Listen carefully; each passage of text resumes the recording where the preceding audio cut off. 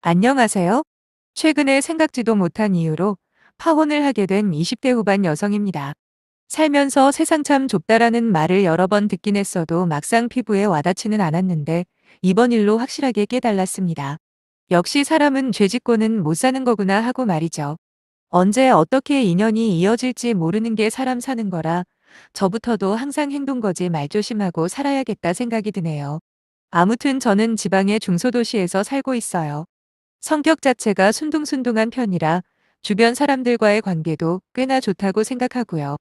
아무튼 사건의 발단은 작년 초 저희 엄마가 평생 다니시던 회사를 그만두고부터 시작되었지요. 대기업의 지역사무소에서 20년 넘게 근무하셨던 엄마는 이제 연세도 있으시고 당시 건강에도 문제가 있었던 터라 원래 계획보다 조금 빠르게 은퇴를 결정하셨거든요. 마침 회사에서도 명예퇴직 비슷하게 퇴직기원금이나 이런저런 부수적인 조건들을 달아줬기 때문에 엄마는 은퇴하시고 거의 공짜로 병원에서 6개월 정도 치료를 받을 수 있었습니다. 아무래도 평생 컴퓨터 앞에서 사무직으로 일을 하셔서 그런지 허리부터 손목 어깨 그야말로 멀쩡한 데가 없다시피 한 몸 상태더라고요.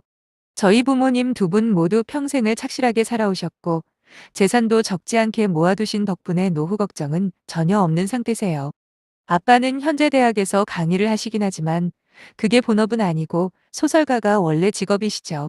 고정 팬들도 제법 있을 만큼 인기 작가라고 하시는데 솔직히 저는 잘 모르겠네요. 몇 번 아빠 소설을 읽어본 제 느낌은 한마디로 내 스타일은 아니다이니까요. 아무튼 저희 아빠나 나머지 가족들은 엄마가 은퇴하신 김에 편하게 쉬시길 바랬습니다. 평소에 엄마가 제대로 배우고 싶다고 했던 골프도 배우시고 다른 아줌마들처럼 문화센터도 다니시고 말이죠. 아빠가 버는 돈만 해도 저희 식구 충분히 먹고 살고도 남을 정도이고 거기다 저나 오빠도 매달 용돈을 챙겨드리거든요. 그런데도 저희 엄마는 은퇴하시는 순간부터 자꾸만 초초해 하시더라고요. 사람이 사지멀쩡하고 아픈 곳 하나 없는데도 놀고 먹는 건 아닌 것 같다고 마치 죄를 짓는 느낌이랍니다. 결국 엄마는 다시금 일자리를 알아보셨는데 당연히 엄마가 원래 하던 사무직으로 자리를 구하는 건 불가능이었지요. 이곳저곳 알아보시던 엄마는 결국 지역 내에 있는 과자류 제조 공장에 일자리를 소개받았습니다. 엄마 말에 따르면 일 자체는 어렵거나 힘이 많이 들지는 않는다고 하더라고요. 누구나 며칠만 교육받으면 할 수 있는 업무였고 무거운 물건을 드는 경우도 없었답니다. 거기다 페이는 일당으로 계산하는데 금액 조건도 나쁘지 않고 가장 좋은 점은 본인이 하고 싶은 날에만 출근할 수 있다는 점이었지요. 엄마는 일주일에 4일 정도만 출근을 하면서 나머지 시간에는 운동도 하고 새로운 취미도 찾아보면서 지내면 좋겠다고 하셨어요. 그렇게 다시 일을 시작하게 된 엄마는 처음 한 달 정도는 꽤나 마음에 드신다고 했습니다. 평생 책상 앞에만 있다가 이렇게 직접 몸을 움직이는 현장 업무가 신선하고 재미있다고까지 말씀을 하셨거든요. 회사 퇴직하고 반년 동안 병원만 왔다 갔다 하시면서 예전보다 우울해하고 기운도 없어 보였는데 다시 뭐라도 생산적인 활동을 하시니 삶의 활력이 돈다고요. 그런데 그런 엄마의 모습도 얼마 지나지 않아 사라져버리더군요. 뭔가 심각한 표정으로 있는 일들이 반복되는 게 분명히 무슨 일이 있는 게 분명해 보였죠. 저는 일이 힘들면 그냥 집에서 쉬시라고 엄마가 꼭 돈을 벌지 않아도 되는데 굳이 무리하지 마시라고 이야기를 했습니다. 그랬더니 엄마는 이런 식으로 그만두기에는 오기가 생긴다면서 일단 할 수 있을 때까지는 해보겠다고 하셨어요. 그때는 오기가 생긴다는 말이 무슨 뜻인지 정확하게 몰랐습니다. 단지 생전 처음 몸을 쓰는 일이 힘들다는 뜻으로 받아들였는데 나중에 알고 보니 그게 아니더라고요. 그렇게 3개월인가 버티던 엄마가 어느 날 회사에서 일하고 있는 저한테 전화를 하셨고 회사 사람이랑 대판 싸우고 일을 때려쳤다고 말씀하셨습니다. 평소 엄마 성격을 잘 아는 저는 쉽게 이해가 안 되었지요. 왜냐하면 저희 엄마는 남들에게 싫은 소리 자체를 잘못하시거든요. 그 때문에 아빠랑 제가 얼마나 잔소리도 많이 했는데요. 여전히 화가 가라앉지 않았는지 엄마는 거친 목소리로 그러시더군요. 일도 편하고 같이 일하는 다른 사람들은 전부 다 괜찮은데 딱 한 사람 때문에 도저히 못 다니겠다고요. 엄마의 이야기를 자세히 들어보니 그 공장을 오래 다닌 정직원 중에 엄마랑 나이가 똑같은 아줌마가 하나 있는데 그 사람이 대략 15명 정도의 일용직들을 관리하는 작업반장 같은 개념이었나 봐요.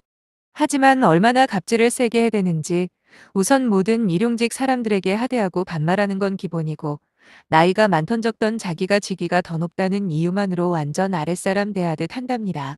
그러다 보니 일용직으로 일하는 사람들 중에 그 아줌마 때문에 더는 일 못하겠다며 그만두는 사람이 한둘이 아닌 모양이더라고요. 거기다 경력 15년이 넘는 베테랑이었기 때문에 일용직들을 마음대로 잘라버릴 수 있는 권한도 있고 추가 근무를 시키고 말고까지 그 아줌마가 정할 수 있다 보니 오히려 거기서 오랫동안 일하고 있는 일용직들은 그 아줌마한테 잘 보이려 그렇게나 알랑방구를 끼어댄다고 들었어요. 나이는 본인이 훨씬 많은데도 불구하고 반장님 반장님 그러면서 극존칭을 쓰는 사람도 있다네요. 저희 엄마가 보기에는 그런 모습들이 부당하다 생각했고 어차피 추가 근무도 할 생각이 없는 엄마 입장에서는 그 아줌마한테 잘 보일 하등의 이유가 없었던 거죠. 그저 맡은 일만 착실하게 하자 생각하고 있었다는데 그게 그 아줌마 눈에는 고깝게 보였던 모양이에요. 하루는 쉬는 시간에 화장실을 다녀온 저희 엄마를 붙잡고 그 아줌마가 그러더래요. 왜 근무 시간에 마음대로 화장실을 가냐고 지금 라인 돌고 있는 거 안 보이냐 그러길래 엄마는 눈 하나 깜짝하지 않고 설명을 해줬답니다. 회사 규정상 2시간 일하고 10분 휴식 시간 아니냐고 엄마가 하던 자리를 비우고 화장실을 다녀온 게 아니라 옆에 있는 사람한테 부탁하고 다녀온 거라고 말이에요. 실제로 엄마 말이 틀린 게 하나도 없는 게 하루 24시간 계속 돌아가야 하는 공장 특성 때문에 다른 사람들도 서로 번갈아 가며 화장실을 다녀오거나 조금 쉬었다 오곤 했거든요. 그런 걸 모를 리가 없는 그 아줌마는 무작정 시비를 걸었고 엄마 역시 물러서지 않고 받아쳐버린 거죠. 나중에는 할 말이 딱히 없었는지 감히 본인한테 말대꾸하냐면서 화까지 냈다는데 주변에서 참으라고 말리는 바람에 더 이상 일이 커지지는 않았답니다. 문제는 다른 아줌마들과는 달리 자기한테 따박따박 할 말 다 하는 저희 엄마에게 앙심을 품고 그 후로 티나게 괴롭히기 시작했다는 거예요. 어떤 날은 출근해서 업무에 투입하기 바로 직전에 저희 엄마를 돌려보낸 적도 있고 또 어떤 날에는 일요일 출근을 강요한 적도 있다고 하더라고요. 엄마는 애초 면접을 볼 때부터 일주일에 4일에서 많으면 5일까지만 근무하겠다 말하고 들어간 터라 추가 잔업이던 주말 특근은 할 필요도 없었거든요. 그리고 엄마 말고도 지원자들은 줄을 서 있는 상황이었기 때문에 굳이 저희 엄마가 주말 특근을 할 이유가 없는데 그 아줌마가 그랬던 건 잘 모르는 제가 봐도 단순한 괴롭히기로밖에 보이잖아요. 그런데 주말 특근을 거절하는 저희 엄마한테 돈이 아쉬워서 일하러 나온 거 아니냐며 이래서 일용직은 일용직이라는 둥 사람들 앞에서 모욕적인 발언까지 서슴지 않았답니다. 사실 이게 말이 안 되는 게 뭐냐면 만약에 저희 엄마만 일주일에 4일만 일하고 잔업이다 특근 같은 걸 하지 않았다면 어느 정도 그 아줌마 말이 맞다고 할 수도 있겠죠. 하지만 거기 공장에는 연세가 60, 70 되신 어르신들도 일하고 계시거든요. 그분들 역시 저희 엄마처럼 주 4일, 어떤 분들은 주 3일만 일하시는 경우도 있습니다. 물론 잔업 특근 그런 거 못 하시고요. 그래도 충분히 공장이 돌아가는 걸로 아는데 콕 집어서 우리 엄마한테만 근무 시간으로 시비를 거는 건 싸우자는 거 아닙니까? 결국 엄마도 참지 못하고 거기서 폭발을 해버렸고 내가 여기서 일을 안 했으면 안 했지 당신 같은 여자한테 이딴 소리까지 들어가며 참을 이유가 없다고 맞받아쳤다고 하더라고요. 그때가 아마 근무 시작 전이었던 것 같은데 엄마는 꼴랑 여기서 반장하는 거 가지고 유세 좀 그만 떨라며 지금까지 하고 싶었던 말들 전부 다 쏟아내고 보란 듯이 그만두셨다고 해요. 솔직히 저는 엄마가 회사 생활을 20년 넘게 하시면서 한 번도 다른 직원들이랑 싸우거나 험담하는 걸 못 봤어요. 그런 엄마가 집에 돌아와서도 분이 안 풀리셨는지 한참 동안이나 그 아줌마 욕을 하셨고 저랑 아빠는 그딴 인간은 기억에서 지워버리라며 위로를 해드렸습니다. 엄마는 생각지도 못한 직장 텃세를 한 번 겪으신 뒤로는 다시 일자리를 구하는 게 겁난다고 하시면서 그 후로는 지금까지 배드민턴 동호회 활동이나 친구들 만나서 좋은데 놀러 다니면서 지내고 있어요. 저희 집이 경제적으로는 꽤나 여유가 있는 편이라 엄마가 일을 하지 않아도 전혀 상관없긴 하지만 엄마 스스로는 돈을 못 버니 쓸모없는 사람이 된 것 같다면서 우울해 하시더라고요. 이때까지만 해도 저희 엄마한테 갑질했던 그 반장이라던 아줌마가 제 인생과는 전혀 상관없는 인간일 줄 알았습니다. 그런데 사람 인연이라는 게 참 희한하더라고요. 제게는 2년 반을 만난 남자친구가 있는데 내년이나 내후년쯤에는 결혼까지도 생각하고 있었거든요. 왜냐하면 정말 운이 좋게도 제가 재작년에 청약 당첨된 아파트가 내년 상반기에는 완공해서 입주 예정이었기 때문에 그때 시기에 맞춰서 남자친구와 결혼하고 신혼집으로 쓰면 딱 맞겠다 싶었던 거죠. 그래서 지난달부터 서로 결혼 이야기가 오고 갔고 남자친구가 먼저 저희 집으로 인사를 드리러 왔습니다. 저희 부모님은 서글서글한 인상의 남자친구를 꽤 마음에 들어 하셨어요. 저보다 한 살 위인 남자친구는 3년 전부터 공무원 생활을 하고 있는데 당장 월급은 적지만 그래도 정년까지 보장되는 안정적인 직업이잖아요. 저는 공무원은 아니지만 공단에서 일을 하고 있습니다. 그래서 공무원인 남자친구와 인연이 닿을 수 있었던 거고요. 비록 공무원처럼 철밥통은 아니지만 그만큼 연봉은 꽤나 높은 편이라 남자친구와 제가 결혼하면 서로의 장단점도 보완해주고 신혼집도 어차피 제가 분양받아 놓은 아파트가 있으니 큰 굴곡 없이 살 수 있겠다 싶었지요. 당연히 저도 남자친구 부모님께 인사를 드렸는데 요즘 신혼집까지 해오는 신부감이 있을 줄 몰랐다면서 엄청 저를 이뻐해 주시더라고요. 그렇게 양가 부모님께 인사를 마친 뒤 저희는 자연스럽게 다음 수순인 상견례 약속을 잡았습니다. 그리고 대망의 그날, 저는 평생 한번 겪을까 말까한 경험을 해버리고 말았네요. 상견례 장소는 개별룸으로 되어 있는 한정식 집이었는데 저희가 약속 시간보다 10분 정도 먼저 와서 기다리고 있었고 정해진 약속 시간이 되자 남자친구와 그의 부모님이 뒤따라 들어오시더라고요. 그리고 잠시 후에 깜짝 놀란 저희 엄마가 인사도 하시기 전에 어라라는 소리와 함께 얼어붙으셨고 남자친구 어머님도 저희 엄마와 눈이 마주치고는 무척이나 당황스러운 표정이었어요. 그렇게 알 수 없는 몇 초간의 정적이 흐른 뒤 저희 엄마가 가방을 챙겨 들고는 이런 사람들이랑 사돈 맺는 건 죽어도 안 되리라면서 자리에서 일어나시더군요. 영문을 모르는 저도 깜짝 놀라고 아빠 역시 어리둥절한 상태로 엄마를 따라 나갔는데 엄마가 그러시는 겁니다. 저 여자가 바로 내가 말한 그 여자라고요. 저딴 되먹지도 않은 인간 밑에서 내 딸이 시집살이하는 꼴은 내 눈에 흙이 들어가도 안 된다고 말씀하셨어요. 그때 남자친구가 맨발로 뛰쳐나와서는 저희 엄마에게 왜 그러시냐고 일단 들어가서 이야기를 하면서 오해를 풀자고 했지만 엄마는 그 자리에서 단칼에 거절을 하셨습니다.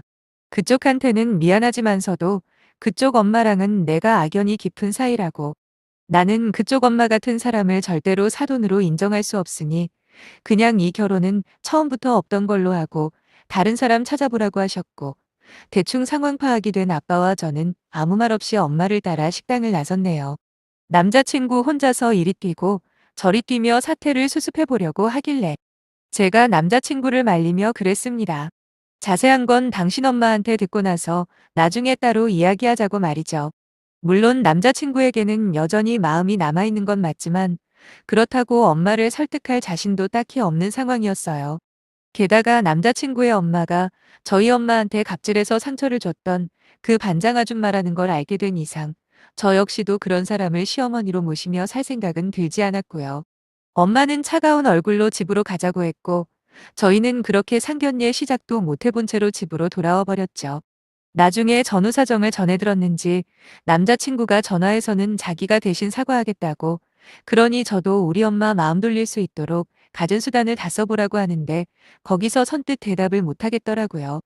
엄마가 얼마나 큰 마음의 상처를 입었는지는 제가 가장 잘 아니까요. 처음엔 저자세로 나오던 남자친구도 제가 머뭇거리고 확실한 대답을 못하자 곧바로 태도가 바뀌었습니다.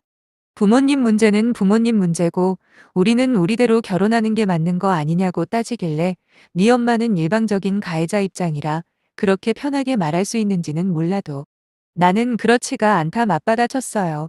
실제로 엄마는 큰 충격을 받았는지 집에 오자마자 들어누우셨고 그 와중에 저한테 시집가는 길을 막았다고 미안하다고 이야기를 하더라고요.